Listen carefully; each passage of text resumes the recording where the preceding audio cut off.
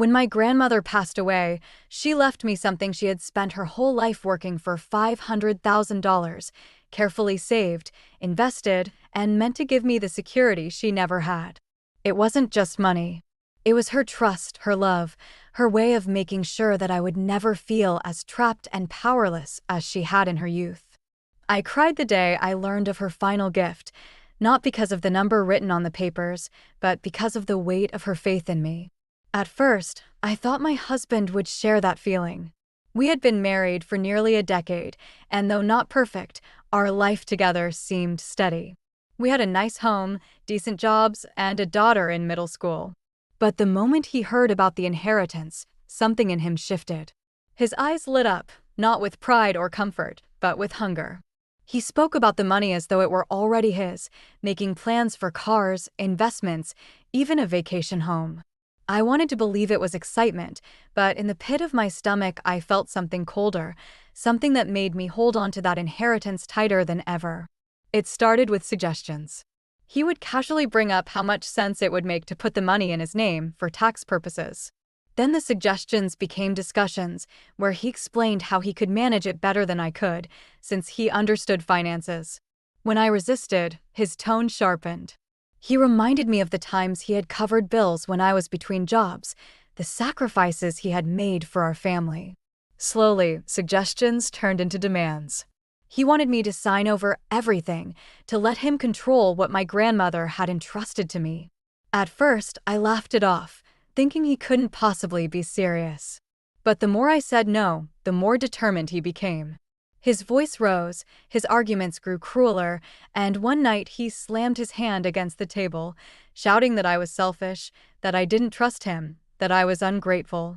Our daughter sat frozen at the dinner table, her fork clutched in her hand, tears gathering in her eyes. That was the moment I knew this wasn't just about money.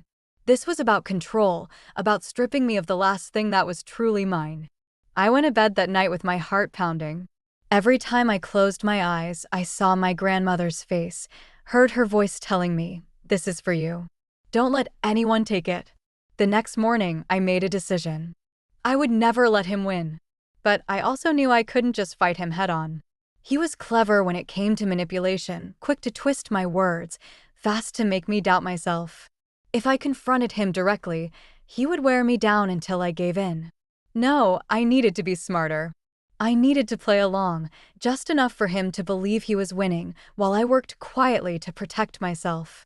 That was the beginning of my plan. I started pretending to listen to him more. When he spoke about investing the inheritance into his friend's startup, I nodded, feigning curiosity, though inside I felt sick at the thought of throwing my grandmother's life's work into one of his reckless schemes. When he bragged about how we could finally buy the house of his dreams, bigger and more impressive than any of our friends, I smiled weakly, as if I were warming up to the idea. Every time I did this, he seemed more convinced that his pressure was working, that I was slowly breaking down. But behind my polite expressions, I was quietly gathering everything I needed to make sure I couldn't be cornered. I spoke to a lawyer first, discreetly, using a lunch break to drive across town to an office he would never think to look for me in. The lawyer listened carefully, his brows furrowed as I explained the situation. He reassured me that the inheritance was mine alone, legally protected since it had been left directly to me, not to us as a couple. My husband had no claim on it unless I willingly signed it over. Hearing that was like having a weight lifted off my chest, but it didn't mean I was safe. My husband didn't just want control.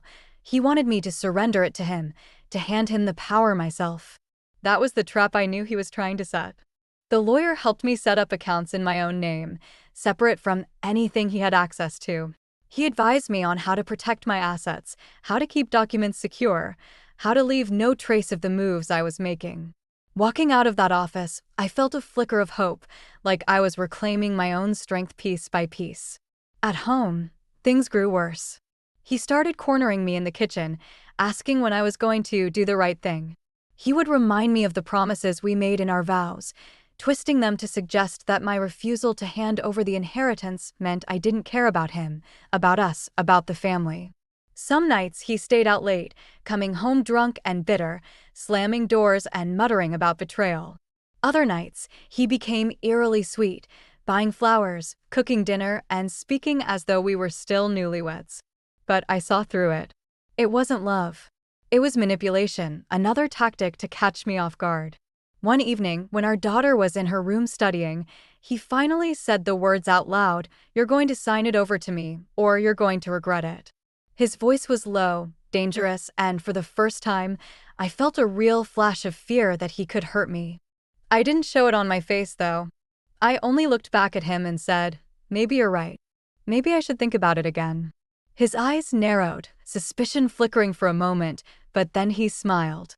He thought he had me. That night, while he slept, I sat at my desk with my grandmother's old journal in my lap. She had filled it with stories about her own struggles, how she had survived poverty, betrayal, even her own husband's cruelty. Her words were sharp and brave, and I felt like she was speaking directly to me across the years. "Strength doesn't always roar," she had written once. "Sometimes it whispers, not yet. Not this way." I closed the book with tears in my eyes and whispered back to her, "I hear you. I won't let you down." The following weeks became a delicate balancing act. I played the part of the wavering wife, letting him think I was close to giving in. At the same time, I was documenting everything, the conversations, the threats, even the way he shouted when he thought no one else was listening. I confided in a close friend, someone I trusted completely, who agreed to keep copies of my notes and recordings in case I ever needed them. Piece by piece, I was building a shield, one he wouldn't see until it was too late. The turning point came during a family dinner with our daughter present. He had been drinking again, and in the middle of the meal, he launched into a tirade about how useless it was for me to keep the money in my own name. His voice rose until our daughter pushed her plate away, tears streaming down her face. She begged him to stop yelling, begged him to stop talking about money like it was more important than us. Instead of comforting her, he snapped at her, telling her she didn't understand, that she should be grateful he was fighting for our future. I saw the way she looked at him then, confused, hurt, and afraid, and something inside me hardened forever. This wasn't just about protecting myself anymore. It was about protecting her, about breaking the cycle before she grew up thinking this was normal. That night, I knew I had to finish what I had started. The night after that family dinner, I lay awake in bed staring at the ceiling, listening to the rhythm of his breathing beside me. He slept soundly, as though nothing had happened, as though our daughter's tears and my silence had meant nothing. I wanted to scream at him, to shake him awake and tell him he was breaking everything we had built. But I stayed quiet because I knew confrontation would only make him dig his claws deeper into the inheritance, into me, into the fragile stability I was trying to preserve for our daughter. In the dark, I thought about my grandmother again. She had been a woman of quiet dignity, someone who never flaunted her wealth or held grudges, yet she had always been fiercely protective of what she worked for. I remembered sitting on her porch as a child, her hand wrapped around mine as she told me, "Olivia, money isn't love, and love isn't money. Don't let anyone confuse you about that." She had left me the inheritance not because she wanted me to buy flashy things, but because she wanted me to feel safe, to have choices, to never be trapped. And here I was, feeling more trapped than I ever had in my life. The next morning, I made pancakes for our daughter.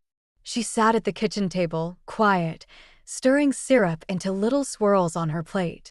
Her eyes avoided mine. Finally, she whispered, "Mom, are you going to give Dad the money?" The innocence of her question broke me. She wasn't asking about bank accounts or property. She was asking if I was going to surrender myself, if I was going to let her father's anger control us. I knelt beside her, took her hand, and promised softly, "No, sweetheart. That money is for us. For your future. And I won't let anyone take it away." Her little fingers squeezed mine, and for the first time in months, I saw relief flicker across her face. The days that followed became a careful performance. I let him believe I was softening, that maybe I was reconsidering. I asked questions about what he would do with the money, nodding along like I was slowly warming up to his plans. Each time I did, I watched him relax, watched him puff up with confidence, certain that his persistence was paying off. Meanwhile, I was laying the groundwork for a different ending. I arranged another meeting with my lawyer, telling him everything that had happened, including the threats and the outbursts. He suggested something I hadn't considered before, a protective trust. We could legally lock the inheritance in such a way that even I couldn't casually move it without proper safeguards, ensuring it was safe for my daughter's future no matter what. It sounded complicated, but I knew in my gut it was the right thing. I signed the paperwork with trembling hands, feeling both terrified and empowered, as though I had just stepped across an invisible line I could never return from. When I got home that evening, he was already there, pacing the living room with a glass of whiskey in his hand. The moment I walked in, his eyes narrowed. "Where were you?" he demanded. I said I had errands to run, groceries to pick up. He stared at me for a long time, suspicion simmering just beneath the surface. I smiled faintly, kissed his cheek, and went to the kitchen as if nothing had happened. Inside, my heart was pounding, but I knew I had to keep the mask in place. The tension in the house grew thicker by the day. Our daughter began spending more time in her room, avoiding the tension downstairs. I could feel her watching us, sensing every sharp word, every silence. It killed me to know she was caught in the middle, but it also strengthened my resolve. This wasn't just about inheritance anymore, it was about showing her that she didn't have to let someone else dictate her worth. One evening, after another round of arguments about money, he finally snapped. He slammed his hand on the dining table and shouted, "Why are you fighting me on this? Don't you trust me? Don't you love me?" His voice echoed through the room, but this time, something in me shifted. I looked him straight in the eyes, my voice calm but steady, and said, "Love isn't about control. And trust isn't about signing away everything I have. If you can't see that, then maybe it's not love anymore." The silence that followed was heavy, suffocating. His face twisted in anger, but beneath it, I saw something else: fear. He realized in that moment that I wasn't going to break, that the woman he thought he could manipulate was slipping out of his grasp. He muttered something under his breath and stormed out of the house, leaving the door slamming behind him. I sat there at the table for a long time, staring at the wood grain beneath my hands, feeling the weight of years pressing down on me. It wasn't just about the inheritance, or even about him anymore.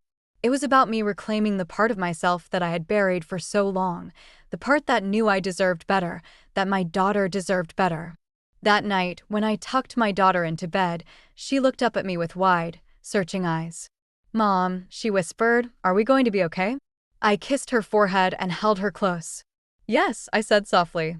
"We're going to be okay. I promise." And for the first time in a long while, I actually believed it. The days after his outburst stretched on like a storm that refused to pass. He came home later and later, sometimes not at all. When he was there, the house felt colder, filled with silence so sharp it could cut. Our daughter barely spoke at dinner anymore, pushing food around her plate before asking to be excused. I watched her retreat upstairs, her small frame disappearing behind her bedroom door, and I knew that the cracks in our marriage were becoming impossible to hide. But I didn't crumble. I couldn't. While he was pulling away, I was quietly building walls of protection around myself and my daughter. I met with the lawyer again, adding additional clauses to the trust. I documented his angry outbursts, the shouting, the threats. I saved everything: text messages, emails, even notes from conversations where he tried to convince me to hand over the money. It was exhausting, living two lives at once, the obedient wife he thought he still controlled, and the strategist who was quietly preparing for the inevitable war. Sometimes at night, when he was out, I would sit alone in the living room and imagine what my grandmother would say if she could see me now. I could almost hear her voice, calm and steady. "You have to be stronger than he is, Olivia. Don't let fear write your story." Her words became my mantra, repeating in my head every time I doubted myself. The breaking point came one evening when he stumbled home drunk. His words were slurred, his anger sharp as he accused me of hiding things, of plotting against him. He demanded again, louder than ever, that I sign over the inheritance. When I refused, he grabbed my arm, his fingers digging into my skin hard enough to leave bruises. Our daughter rushed into the room, screaming for him to stop. That sound, her terrified voice, snapped something inside me. I pulled free, shielding her behind me, and for the first time, I screamed back at him. Not with fear, but with fury. I told him he would never touch that money, never control me, never tear down the future my grandmother had given us. The rage in his eyes faltered, replaced by a flicker of doubt. He muttered something about me ruining everything and stormed upstairs, slamming the bedroom door. I held my daughter close as she cried, my own tears falling silently into her hair. In that moment, I knew there was no going back. Whatever love had once tied us together was gone, replaced by greed and bitterness. The next morning, I called my lawyer and told him I was ready to file for separation. It wasn't just about the inheritance anymore. It was about reclaiming my life. He tried to fight me, of course. He tried to paint me as unstable, as paranoid, even as ungrateful. But the evidence I had gathered, the bruises, the recordings of his rants, all told a different story.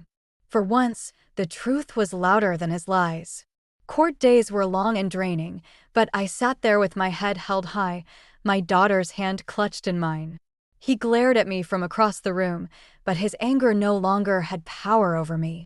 When the judge ruled in my favor, securing the inheritance in trust and granting me custody, I felt a weight lift off my chest that I had carried for years. He left the courtroom red-faced and humiliated, and though part of me pitied him, a much stronger part felt nothing but relief. Life after him wasn't easy. The silence in the house felt different, lonelier, but freer. I had to rebuild everything, piece by piece, but I did it knowing that my choices were mine alone. My daughter slowly began to smile again, her laughter returning in little bursts that filled the rooms like sunlight. And every time I looked at her, I felt my grandmother's presence, as though she was standing right there with us, proud that I had chosen strength over submission. The inheritance is still there, locked safely in the trust, untouched. I don't spend it carelessly.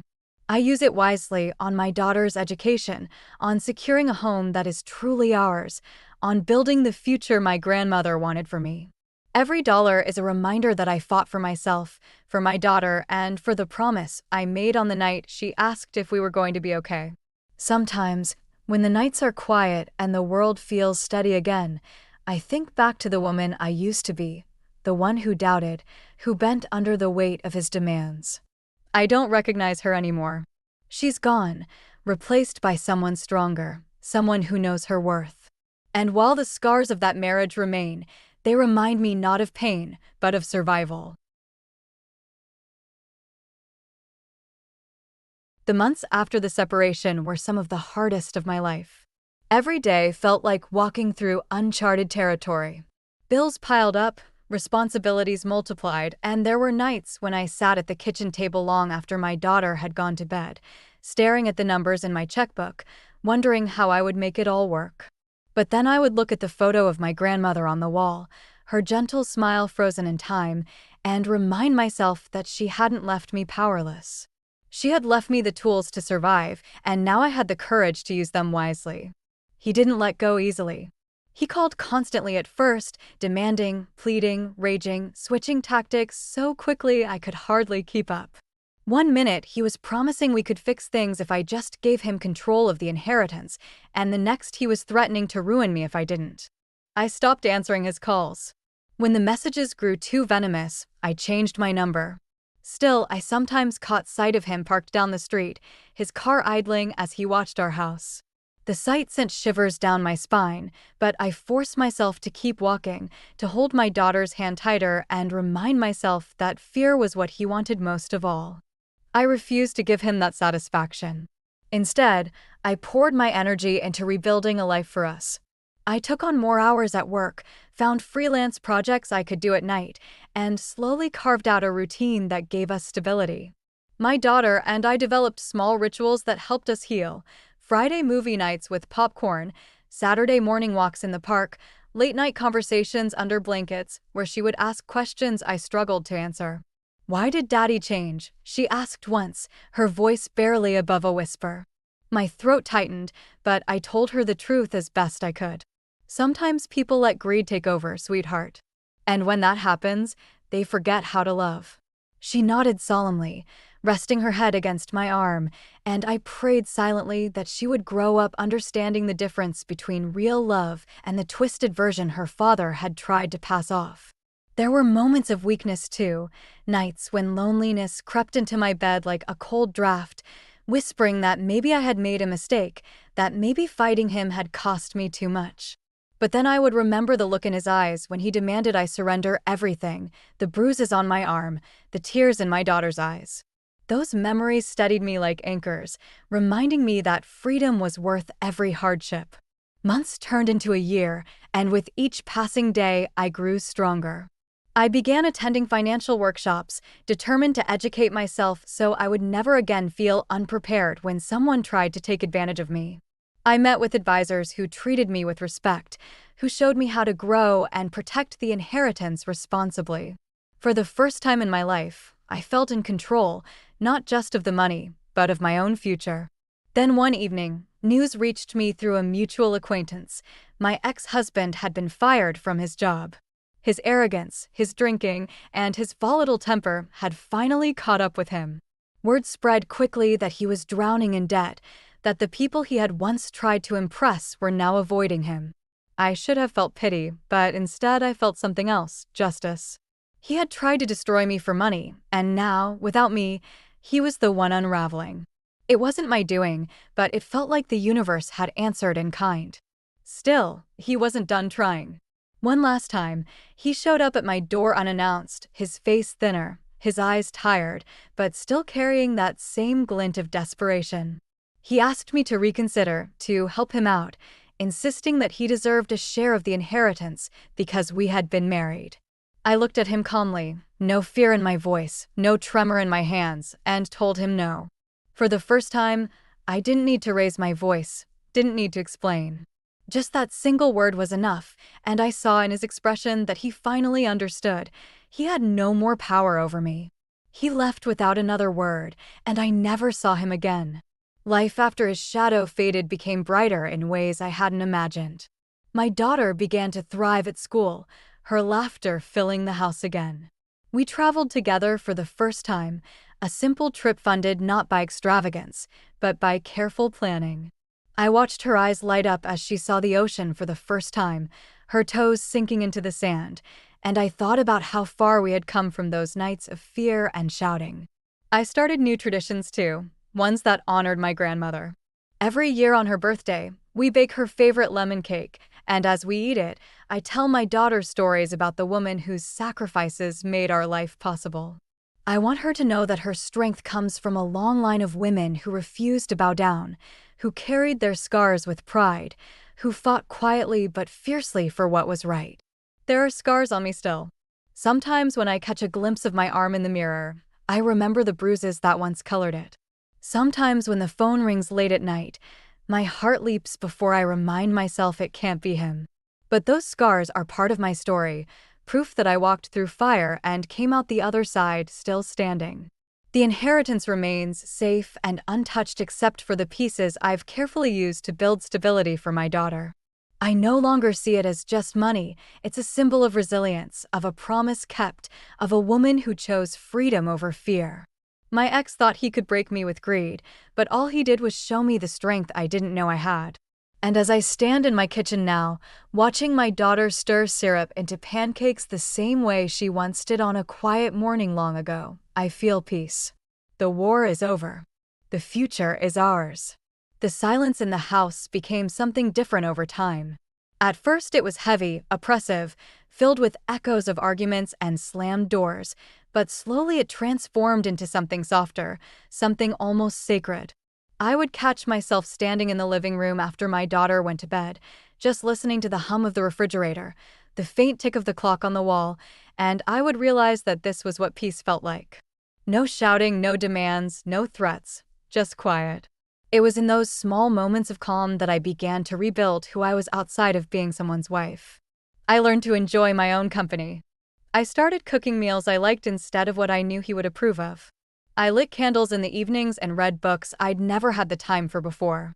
I signed up for a yoga class, shaky and self-conscious at first, but eventually I found myself looking forward to the hour each week where I could breathe, stretch, and focus on nothing but myself. Every little choice felt like reclaiming a piece of the woman I had lost during the years of trying to keep him satisfied. My daughter blossomed too, though she carried her own quiet wounds. There were nights when she would wake up crying, afraid that he might come back and take her away. I would hold her close, whispering over and over that she was safe, that no one could hurt us anymore. Sometimes she would ask me why people who were supposed to love us the most could turn so cruel. I never had the perfect answer, but I told her what I believed, that love is a choice people have to make every day, and some people choose themselves instead. She grew stronger with that understanding, even if it made her wiser than a child should have to be. The legal battles dragged on longer than I wanted, but I refused to back down. Every court appearance tested my patience. Every document I signed felt like another reminder of the nightmare he had tried to trap me in. But slowly, piece by piece, I won. The inheritance remained mine, locked and protected, and the judge made it clear that he had no claim over it. When the final ruling came down, I cried, not because of the money itself, but because of what it symbolized. It was proof that his control was gone, that he couldn't touch me anymore, that my grandmother's gift was safe and would never be used as a weapon against me. I noticed changes in myself too. I no longer flinched when someone raised their voice nearby. I no longer felt my stomach drop when an unknown number appeared on my phone. I carried myself differently, shoulders back, eyes steady, even when I was tired or overwhelmed. I had survived something meant to break me, and in that survival I found a kind of quiet power I never expected. There were still moments when the past tried to claw its way back. A certain cologne on a stranger passing by could send me spiraling into memories of his presence. Driving past a familiar restaurant could trigger flashbacks of arguments whispered between forced smiles in public. But I didn't run from those moments anymore. I acknowledged them, breathed through them, and reminded myself that the woman standing there now wasn't the same one who had once been silenced and cornered. I was someone new, someone stronger. Opportunities began to open up in ways I hadn't imagined. I enrolled in a course at the community college to sharpen my skills and explore a career path I had once abandoned to follow his plans instead of my own. Sitting in a classroom again, surrounded by others eager to learn, made me feel alive in a way I hadn't in years. I was no longer just surviving. I was creating something for myself, for my daughter, for the future my grandmother must have dreamed of when she left me that inheritance. My daughter, watching me, began to dream bigger too. She started talking about wanting to go to college one day, about wanting to travel, about wanting to live a life where she never had to depend on anyone else for her worth. I encouraged her, telling her she could do anything, be anything. I wanted her to grow up knowing that her mother hadn't let fear or greed win. There were nights when I sat on the porch after she went to bed, staring at the stars, and thought about what my life might have been if I had signed that paper, if I had surrendered everything just to keep him satisfied. The thought always sent a chill down my spine, because I knew it would have been the end of me. I would have lived in constant fear, shrinking smaller and smaller until there was nothing left. Instead, I chose differently. And that choice, terrifying and painful at first, had saved us. As time went on, people around me noticed the change too. Friends who had drifted away during the chaos came back into my life, telling me how proud they were of the strength I had shown. Some even admitted they hadn't thought I could do it, that they had expected me to fold under his pressure. Hearing that used to sting, but now it only reminded me of how far I had come. I wasn't just surviving anymore. I was thriving. My ex remained a shadow on the edge of my life, sometimes appearing in gossip, sometimes mentioned by someone who had run into him at a bar or struggling to find work. I didn't ask for details. He was no longer my concern. His downfall was his own doing, the natural result of the greed and cruelty he had embraced. I didn't need revenge. Life had delivered it on its own. And through it all, I held on to the inheritance not as a treasure to hoard, but as a foundation. I used it carefully, investing in our future, saving for my daughter's education, securing a home that was truly ours. It wasn't money anymore. It was freedom, protection, and a reminder that no one could take away what I had fought so hard to preserve. The story of my life had shifted. I was no longer the woman defined by her husband's demands or her husband's betrayal. I was Olivia Parker, a mother, a daughter, a survivor, and someone who had walked through fire and learned how to rise from the ashes. There were mornings when the sun would filter gently through the curtains, and I would lie still for a while, listening to the birds outside and savoring the quiet before the day began. Those moments felt like a gift, a reminder that peace had finally found a place in my life. I used to dread mornings, knowing they would be filled with criticism or arguments, but now I looked forward to them. The smell of freshly brewed coffee, the sound of my daughter humming while she got ready for school, these were the things that stitched my days together.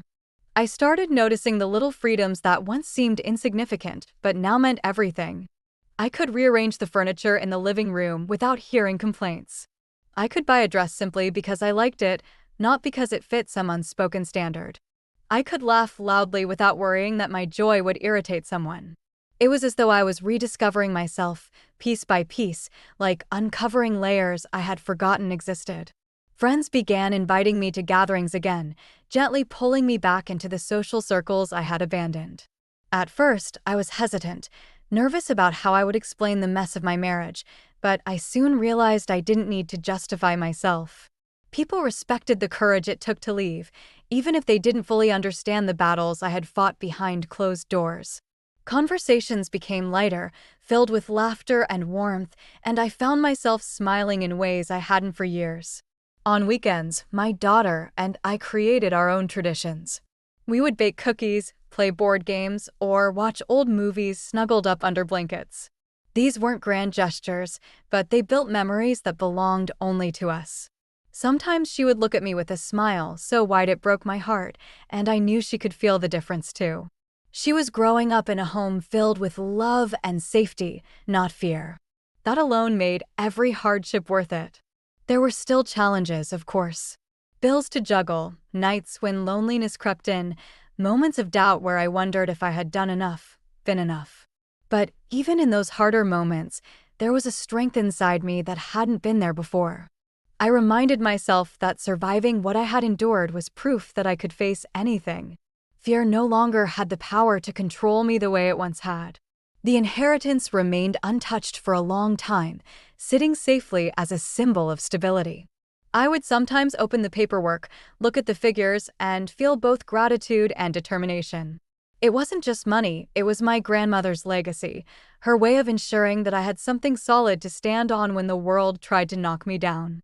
Eventually, I used some of it wisely, investing in our future, but always with the thought that this was more than just financial security. It was a lifeline, a reminder that I was not powerless. As the months turned into years, I realized that healing wasn't about erasing the past, but learning how to live alongside it without letting it consume me.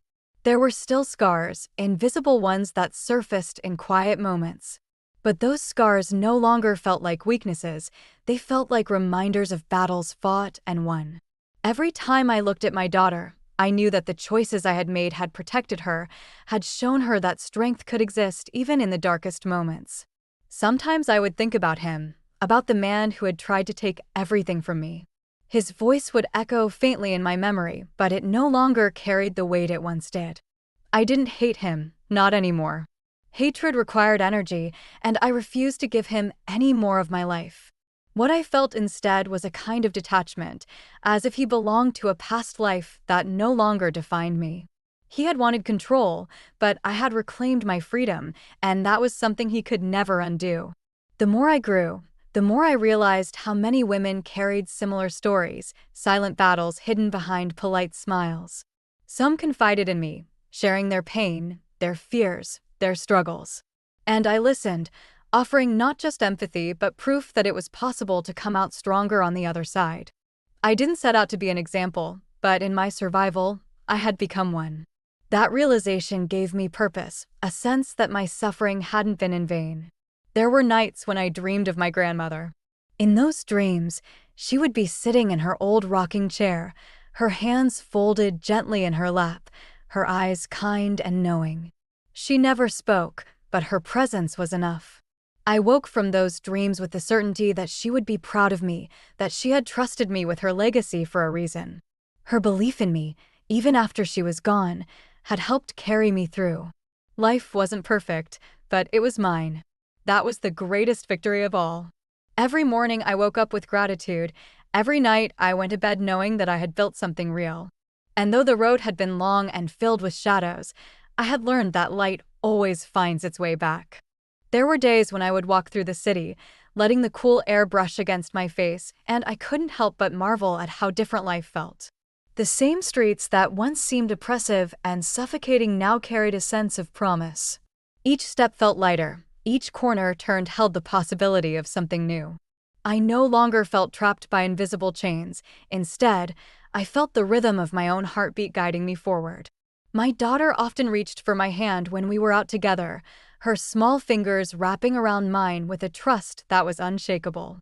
She had seen too much for her age, yet somehow, she carried herself with grace.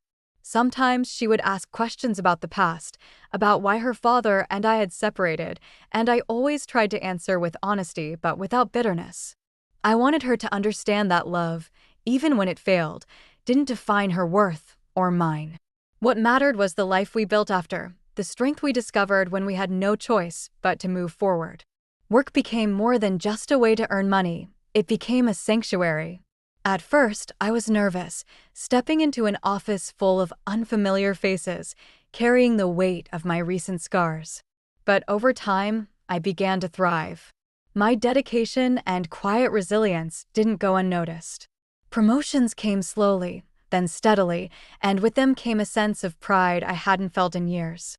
Every small achievement was proof that I was capable of standing on my own, that I didn't need anyone to validate my worth. I started saving carefully, balancing bills and responsibilities while also making room for little joys. A spontaneous trip to the countryside, a new book, a piece of jewelry that made me feel beautiful, these small indulgences stitched happiness into my life. My daughter noticed, too. She would sometimes look at me and say, "You're smiling more now," and her words were like a mirror reflecting how far I had come. There were still moments when loneliness curled itself around me late at night, when silence pressed too heavily against the walls of my home. But even then, I reminded myself that solitude was not the same as emptiness. Solitude meant freedom. It meant peace. I was no longer waiting for footsteps to echo down the hallway in anger, no longer shrinking at the thought of a door slamming. The quiet was mine, and I cherished it. In time, opportunities came that I never could have imagined during those darker years.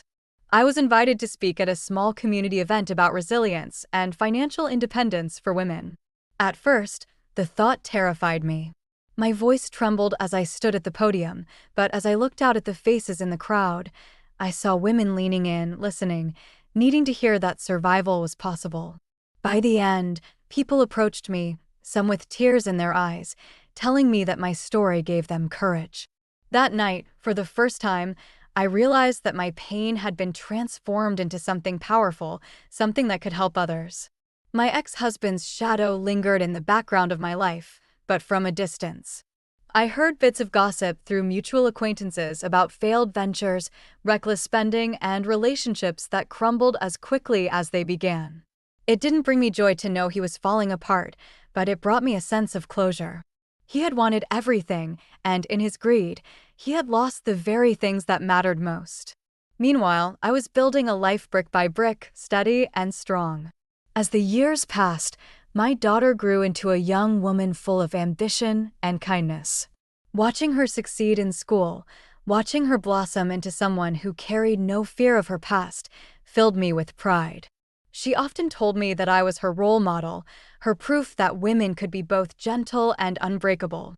That was the greatest gift of all, to know that by saving myself, I had also shown her the power of self-respect. And somewhere along the way, love found me again. It wasn't the kind of love that sweeps you off your feet with grand gestures. It was quiet, steady, respectful. A man who didn't try to control me, who didn't see me as something to mold, but as someone to stand beside. At first, I resisted, afraid of opening my heart again, But slowly I realized that love wasn't the enemy, it was the wrong kind of love that had hurt me. With him, I found comfort, laughter, and the kind of partnership that didn't demand I give up myself to belong. Life had changed in ways I never could have predicted. From the ruins of betrayal, I had built something real. Not perfect, not without challenges, but beautiful in its authenticity. When I looked back on the woman I once was, silenced and afraid, I wanted to reach out and tell her to hold on, that one day she would not only survive but thrive. And as I stood in the life I had created, surrounded by love, freedom, and dignity, I finally believed it myself. There were moments, even years later, when fragments of the past would slip through the cracks of my rebuilt life. I would catch myself tensing at the sound of a raised voice in a crowded place, or hesitating before signing even the simplest of papers, as though some hidden trap waited within the lines of ink. Healing, I realized, wasn't a straight road, it was a winding path with setbacks and reminders. But those reminders no longer had the power to undo me. Instead, they were proof of where I had been, mile markers on the road to who I had become. My daughter often spoke about her future, about universities she wanted to apply to, about the dream of becoming someone who could make a difference. Sometimes she said she wanted to be a lawyer, to help women who had been silenced by people who thought power meant ownership. Other times she dreamed of traveling, of studying abroad, of seeing the world with eyes unclouded by fear. I listened with joy, offering support, knowing that the inheritance my grandmother had left me, the inheritance I had fought so fiercely to protect, was now also part of her safety net. It was no longer just money, it was the foundation of her freedom, a shield against the very chains her father had tried to place on both of us. I still kept my grandmother's photograph on my nightstand, her calm eyes watching me like they always had. When the nights were long and the weight of the past pressed heavily against me, I would look at her picture and whisper a quiet thank you. I wondered if she could see me now, if she would be proud of the way I had honored her gift. I believed she would. She had been a woman who understood hardship, who had clawed her way through a life that never offered her the luxuries of choice. In leaving me what she did, she hadn't just passed down wealth, she had passed down the expectation that I would live better, freer. My ex-husband's presence faded like an old shadow, less menacing with each passing season. Sometimes he attempted to contact our daughter, usually with empty promises or hollow words. She was old enough now to see through them. She chose when, or if, to answer him, and I respected her choices. I didn't poison her with bitterness against him. He had already written that chapter of his own accord. She simply saw him for who he was, a man who had chosen greed and anger over love and responsibility. His attempts at manipulation, which once had shaken me so deeply, now rang pathetic and weak. Every so often, I would hear about him through others. A failed business here, another broken relationship there. A man constantly chasing something to fill the void inside him, but never catching it. His life had become a series of collapses, while mine had become a series of quiet victories. There was no satisfaction in seeing him fail. Rather, there was peace in knowing that I had escaped the spiral he carried with him. In time, I allowed myself to dream again. I started writing, at first small journal entries, then longer essays. I wrote about resilience, about betrayal, about finding strength in places I hadn't expected. One day, without quite realizing how, those private words began to form the outline of a book. I never thought of myself as an author, but the pages piled up, and eventually I had something whole. When I shared it with a small group of women in a community circle, the reaction was overwhelming. They told me my story sounded like theirs, that my words made them feel less alone. That night, as I lay awake in bed, I realized my voice, the very thing he had tried to suppress, was now the most powerful tool I owned. Love, too, continued to grow in my life. My partner was patient with me, understanding when I pulled away, steady when the shadows of the past tried to creep back in. He never asked for my inheritance, never made me feel as though my worth depended on what I could give him. Instead, he built with me. Together, we saved for a future that was ours, not mine or his alone, but something shared. He laughed easily, respected my silences, and loved my daughter as though she were his own. I often wondered what my grandmother would think of him, and I liked to imagine her nodding with approval, content that I had finally found someone who understood love as partnership, not possession. The day came when my daughter graduated from high school, standing on a stage in her cap and gown, her smile brighter than any light in the room. As she walked across to accept her diploma, I felt tears prick my eyes, not of sadness, but of overwhelming pride. I thought back to the night years earlier, when her father had tried to rip everything apart at her middle school graduation. He had tried to turn a moment of joy into a weapon, but he had failed. And now, here she was, walking across a stage with dignity, with freedom, with a future stretched wide before her. She looked out at me in the crowd. Our eyes met, and in that instant, I felt the full circle of my journey. Afterward, she hugged me tightly and whispered in my ear, "We did it, Mom." And she was right. We had. The years that followed seemed to stretch and fold into one another, each one carrying me further away from the chaos of my past and closer to the quiet strength I had built for myself. Life was not perfect, it never is, but it was honest, it was mine, and it was steady. My daughter went off to college, and I found myself standing in the driveway after we moved her into her dorm, watching her walk away with confidence in every step. She turned to wave at me before disappearing into the crowd of other students, and in that moment, I felt something break inside me, not with pain but with release. She was free, unburdened by the mistakes of the man who had once tried to tear our lives apart. Her freedom was my victory. All the sleepless nights, the arguments, the planning, the fear, it had all been for this. She would live without the weight of someone else's greed pressing on her chest. She would live as though the inheritance, the battles, and the betrayals were merely distant stories, not scars. That was what I wanted for her most, a life not defined by survival, but by choice. I filled my days with work, writing, and small joys. I took up gardening, something I had never had the patience for before. There was something healing about planting seeds, tending to them day after day, and watching them grow. Each bloom felt like a promise fulfilled, a reminder that time and care could turn even the smallest beginnings into something beautiful. My partner often joined me, kneeling in the dirt beside me, his hands steady and sure. Sometimes we would work in silence, other times we would talk about dreams, travels, or simply laugh at silly things. The garden became our sanctuary, a symbol of growth and resilience. There were moments when I thought about my ex-husband, not with anger anymore, but with a kind of distant pity. I knew he was still chasing, still trying to grasp at control, still burning bridges as quickly as he built them. He had lost the right to haunt me. He had tried to take what my grandmother left, but in the end, he lost me, he lost our daughter, and he lost the chance at any real legacy. Greed had been his downfall, and it consumed him in ways he couldn't see. Sometimes, when old friends asked if I regretted marrying him, I would pause before answering. I didn't regret it. Without him, I wouldn't have my daughter. Without him, I wouldn't know the depth of betrayal, but I also wouldn't know the full strength of my own resilience. His cruelty, as twisted as it was, forced me to become a version of myself that I now cherished. Stronger, wiser, unshakable. So no, I didn't regret him. I only regretted the years I wasted trying to make him into something he could never be.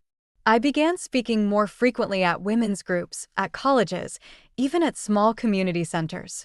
I shared my story, not to relive the pain, but to show others that survival was possible. That even when someone tried to strip you of everything, you could still rise. I watched women in the audience wipe tears from their cheeks, nodding, their eyes locked on mine.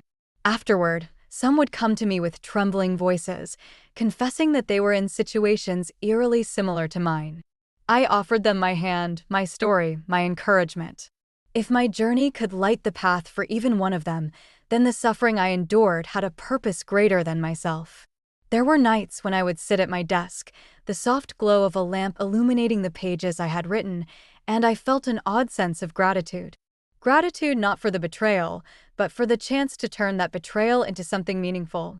I thought of my grandmother often. I imagined her sitting beside me, her hand on mine, proud of the woman I had become. She had fought so hard for her own dignity, and in leaving me her inheritance, she had given me not just money, but the tools to carve a different future.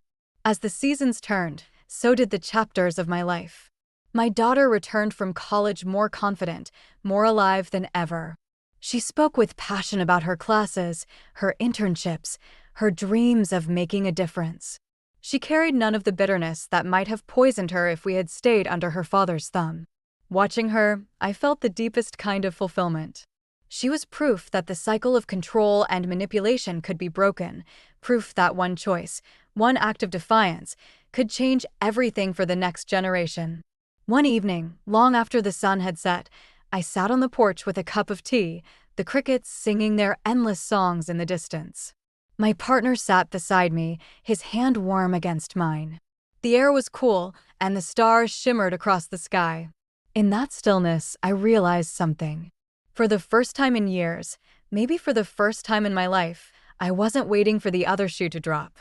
I wasn't bracing myself for the next betrayal, the next demand, the next moment of cruelty. I was simply living. And that was the sweetest revenge of all.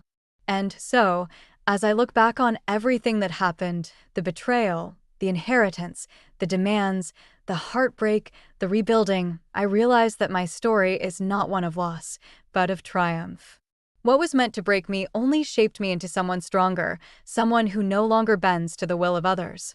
My husband's greed may have tried to strip me of dignity, love, and security, but instead, it gave me clarity. I walked through the fire and came out whole. My daughter grew into a woman who knows her worth, unburdened by her father's shadows. I found love, not in desperation or compromise, but in honesty and choice. My grandmother's legacy was never truly the money, it was the reminder that strength runs in our blood, that we are never as powerless as those who try to control us want us to believe. The revenge was never about taking something from him. The real revenge was living fully, building a life he could no longer touch, a life that thrived despite him. The laughter in my home, the peace in my heart, the freedom in my choices, that was my victory. And as the years continue to move forward, I know that I will carry none of his cruelty with me.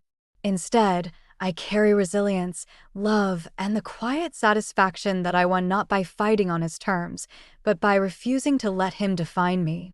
This is the ending I chose, the one he could never take from me. Peace, strength, and a life that is mine, entirely mine.